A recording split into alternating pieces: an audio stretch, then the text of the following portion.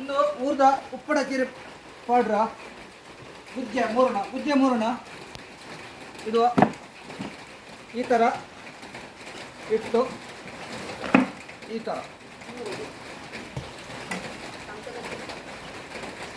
ಯಾವ ಥರ ಸಹ ಇರ್ಬೋದು. ಈ ಥರ ಈ ಮೂಡುಬಿದ್ರೆಯಲ್ಲಿ ಹಲಸಿನ ಮೇಳ ಬರುವ ಪ್ರತಿ ವರ್ಷ ಹಲಸಿನ ಮೇಳ ಬರುವಾಗ ನನ್ನಲ್ಲಿ ಹೇಳೋದು ಗುಜ್ಜೆ ಕಟ್ ಮಾಡುವ ಕತ್ತರಿ ಬೇಕು ಅಂತ. ಈ ಸಲ ನಾನು ಈ ವಿಧಾನದಲ್ಲಿ ಮಾಡಿದ್ದೀನಿ. ಈ ಥರ ಕಟ್ಟಿಂಗ್ ಮಾಡಲಿಕ್ಕೆ ಆಗ್ತದೆ. ಬಹಳ ಸುಲಭ, ಆಯಾಸ ಇಲ್ಲ.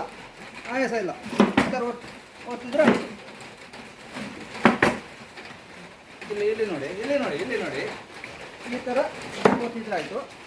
ಹೀಗೆ ಸಪ್ರೇಟಾಗಿ ಕಟ್ ಮಾಡಿ ಬಕೆಟಿಗೆ ಹಾಕೋದು.